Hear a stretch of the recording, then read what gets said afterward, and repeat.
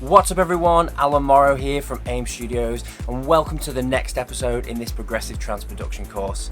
If you find yourself struggling to create nice progressive trance intro plucks and stabs, then be sure to check this out as I'll be going over the following in a great amount of detail.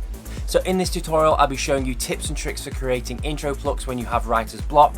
I'll be going over which type of sounds will work with your track and why, and I'll be showing you how to create a nice groovy intro riff and how to evolve it, as well as showing you how to thicken up your intro plucks, and I'll be going through some testing tips for transitioning between elements that'll help you save a lot of time in the long run, and we'll also be looking at getting the right note positioning for your groove and going over harmonizing your intro plucks with your main melody. I'm going to be going through my full thought process behind every bit of processing, and with nothing pre-planned, you'll see the full process of choosing the right sound and getting them to fit properly in the mix.